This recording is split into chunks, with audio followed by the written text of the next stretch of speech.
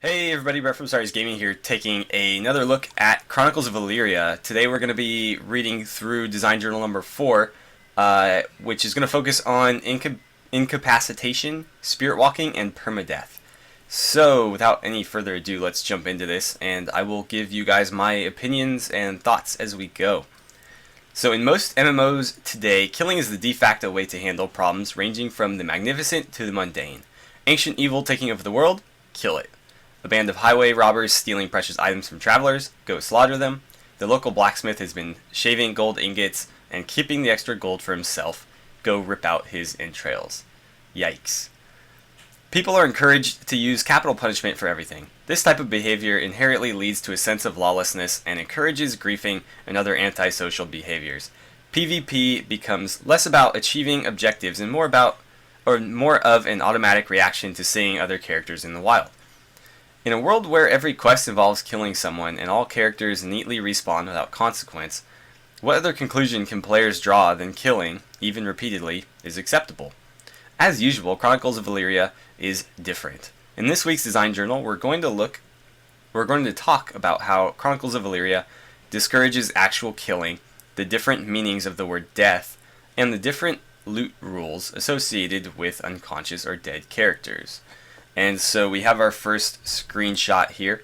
This is what the spirit plane is going to look like. So when you go on your spirit walk to find your corpse, this is what you'll be seeing, or something similar to this. So versions of death: incapacitation, spirit walking, and permadeath. These are three very different states of being, or not being in one case. In most games, death is what happens when your health reaches 0.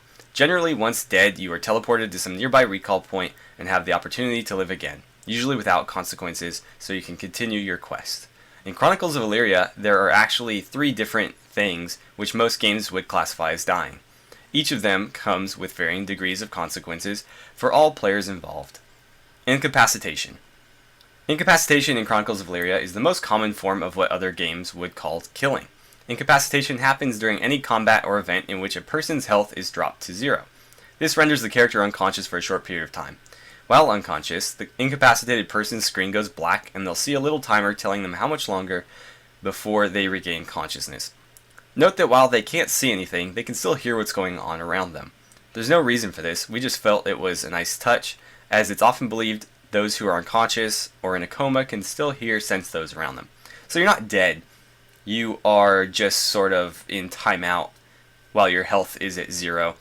And I do like this, especially with the permadeath mechanic. If you died every time your health hit 0, you'd be going through a lot of characters. So this is a cool alternative, and it makes permadeath seem a little bit more meaningful, because now just knocking someone's health down to 0 doesn't necessarily mean you're killing them. You actually have to actively try to finish them, as we'll see in a second. It's also important to note... I was right. It's also important to note that incapacitating someone, unless legally done, is still a crime and typically comes with a small amount of jail time if arrested. We'll talk more about the legal forms of incapacitating someone in a later journal. While you're unconscious, other players can do things such as quick loot your person, bind you for capture, or tow your body around a short distance. One of the things I want to call out here is that while being incapacitated leaves you unconscious, it doesn't actually result in any long-term penalties. There's no loss of spirit for being incapacitated, and it doesn't reduce your total lifespan. So, for those of you who are just joining us with this video and you haven't watched previous ones, spirit loss is basically the little penalties to your spirit that eventually kill you for good. So those are bad. Coup de grace and spirit walking. The second form of death, which we'll talk about during this article, is spirit walking. That's where you head to the spirit plane that we just saw a picture of. Spirit walking is what happens when someone takes the initiative to first incapacitate you, and then while you're unconscious performs a coup de grace. A coup de grace is a killing stroke which results in your soul being forced out of your body in a process we call spirit walking. It's also highly illegal and comes with severe punishment. In general, most beasts and NPCs will simply incapacitate you. However, especially evil humans or creatures may aim to kill you. Okay. Oops. Almost clicked something really bad there. Almost ended the video a little bit prematurely. When someone performs a coup de grace, you'll hear your unconscious self scream, and then your screen will transition from black to a vision of another world known as the astral plane, spirit plane, whatever. That's the picture we saw. This is the plane of existence between the mortal world and the world of the gods. When you enter the astral plane, you'll see a small silver cord which goes from your soul, traveling some distance, to a highly saturated version of your mortal body that has manifested on the astral plane. This is your connection to the physical world. And a note on well, they'll probably talk about it, so let me just continue reading and then I'll explain whatever they neglect to. As time passes and your soul is separated from your body, your connection to the physical world grows weaker and weaker. If enough time has passed and you cannot return to your mortal body, your body will become uninhabited and your soul will be forced to make its way back to the Akashic records. I'm going to go with that pronunciation. I don't know if that's right. This is permadeath and is the subject of next week's design journal. I thought we were going to get a little bit more permadeath here, but they're going to talk about the other two stages of death a little bit more, it looks like. Making it back. How easy it is to make it back to your body is a function of two things: spirit and character age. First, the strength and visibility of the silver cord, as well as how close you spawn to your body in the astral plane, is determined by how much spirit you have. If you've got a lot of spirit, you may spawn within sight of your body and with a clearly visible cord.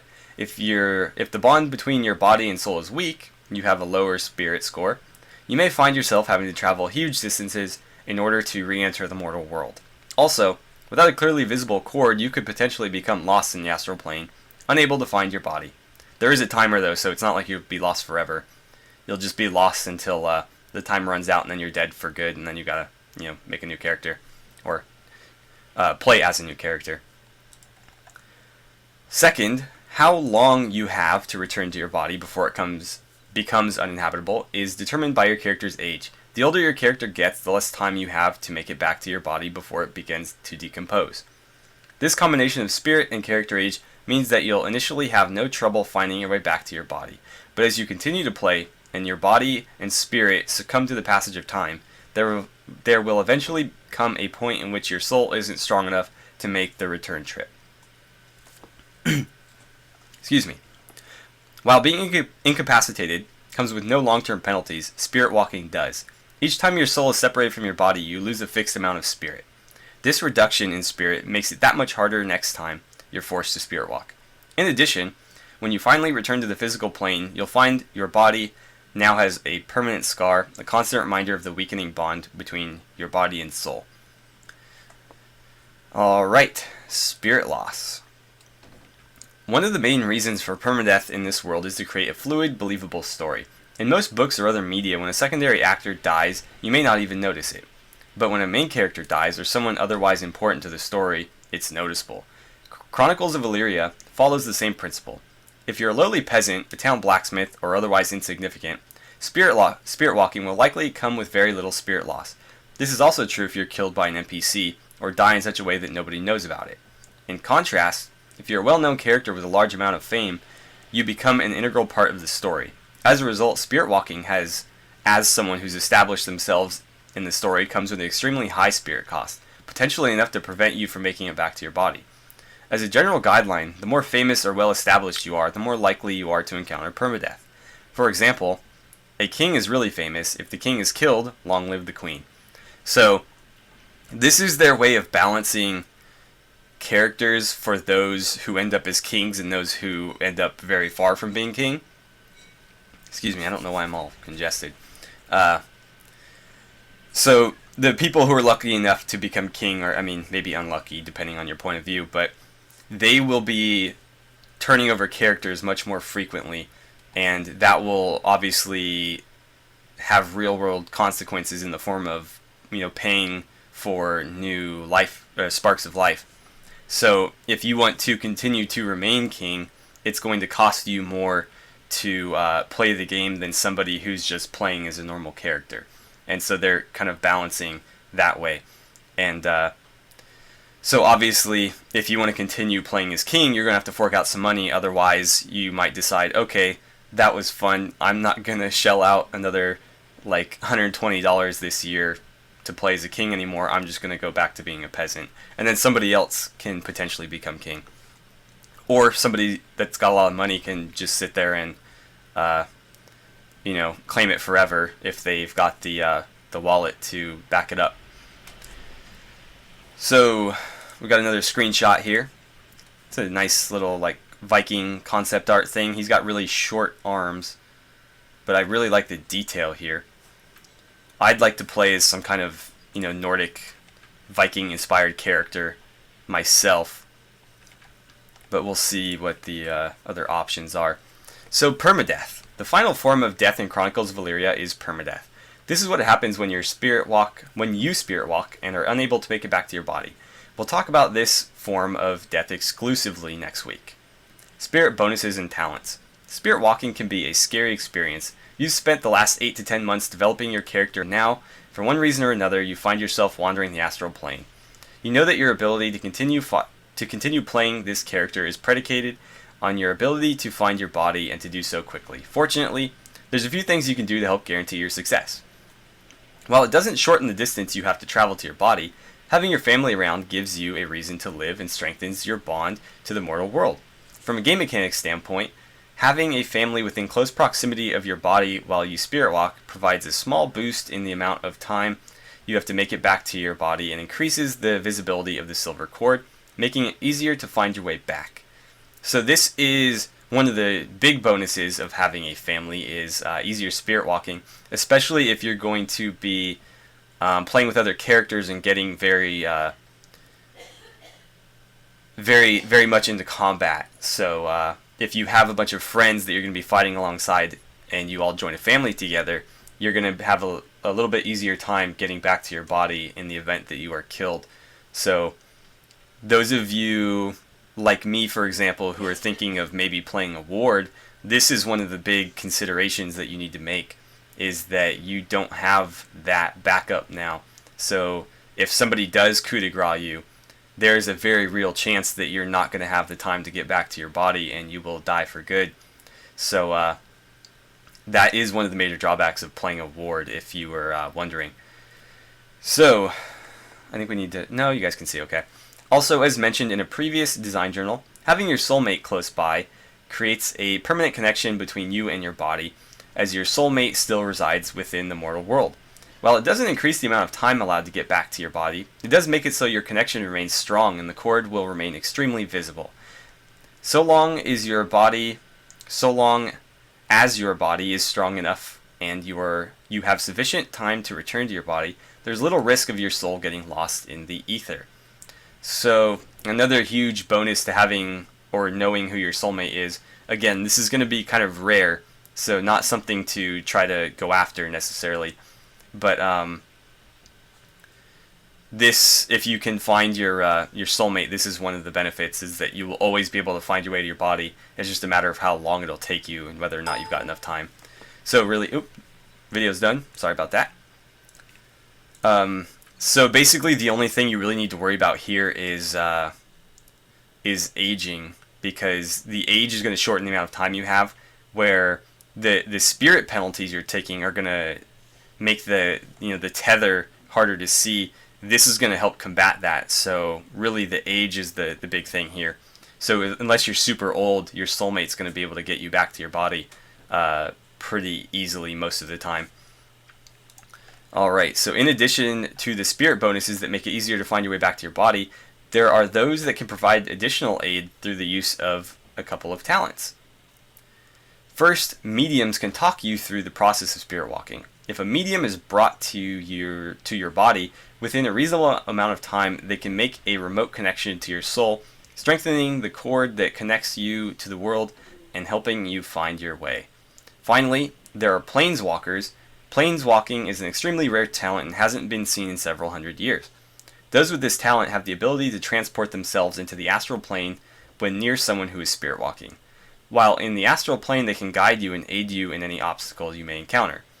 That's an interesting sentence there, particularly in the last 4 or 5 words.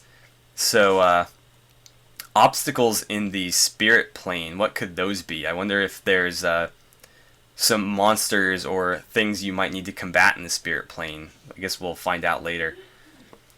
Alright, so looting. This is what happens to your body while you're busy trying to find it in the spirit plane.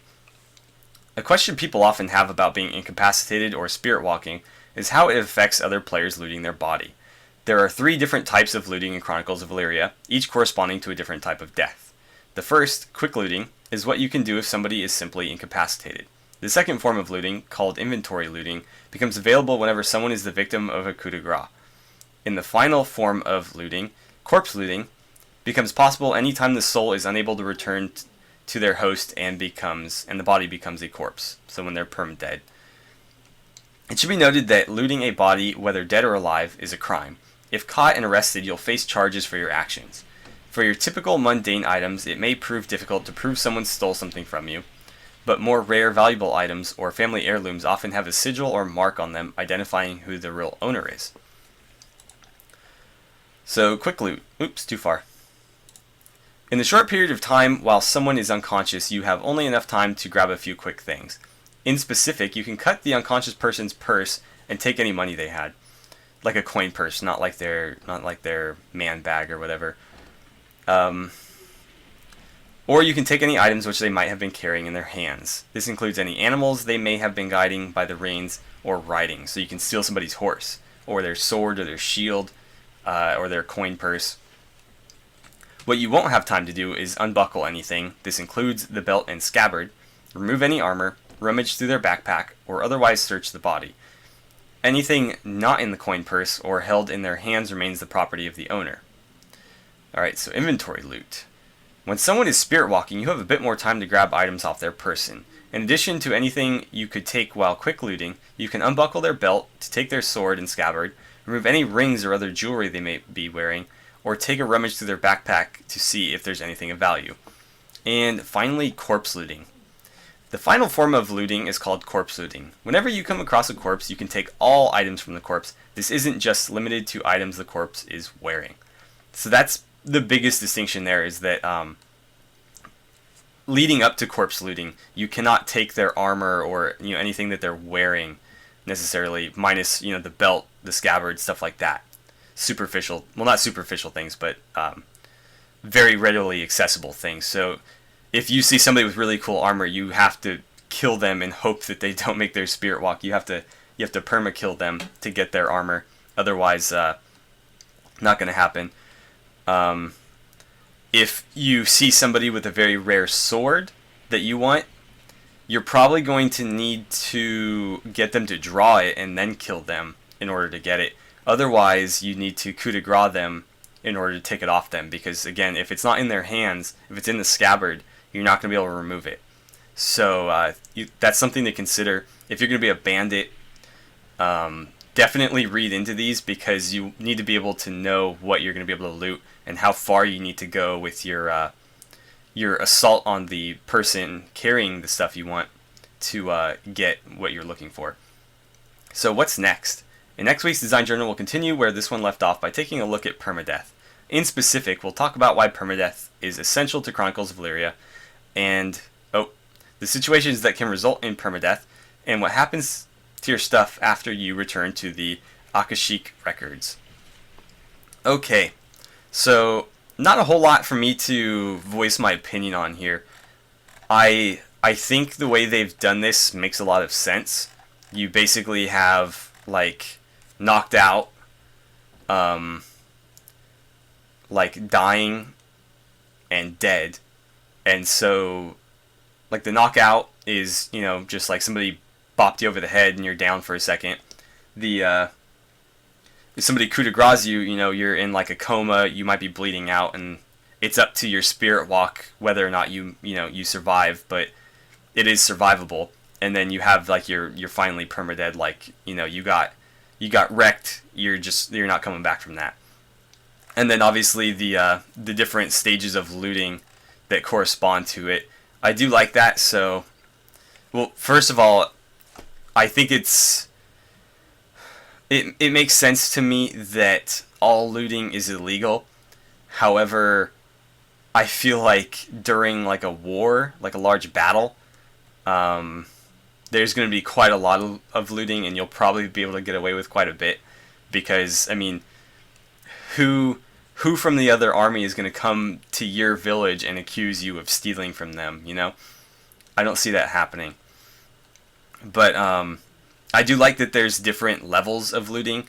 So if you think you're just gonna, run up behind someone, knock them unconscious real quick, and take everything they have, including the shirt off their back, it's not gonna happen. You're gonna have to go a little bit further with it than that, and that does give the person being assaulted a chance to fight back in most cases, unless you're a very, very good bandit able to knock people out in one shot. But yeah, that's my thought on Design Journal 4. There wasn't a ton to talk about here, but they did lay the foundations for what they're going to be talking about next time, which is going to be just permadeath in general. And so with that said, I suppose I'll just go ahead and leave this one here. So as always, thank you guys so much for watching. Don't forget to check out the Chronicles of Elyria community in the link down below, down here. If you decide to join the community and get involved, I would be very nice if you could use my referral code. I will get influence points for that, and it'll let me get cool stuff when the game releases, and help me create like an AstartesGaming community if that's what the community wants to do. So yeah, thanks for watching. Don't forget to like and subscribe if you enjoyed the video. Please feel free to share my videos however you guys see fit. And I will see you guys back here for Design Journal number 5.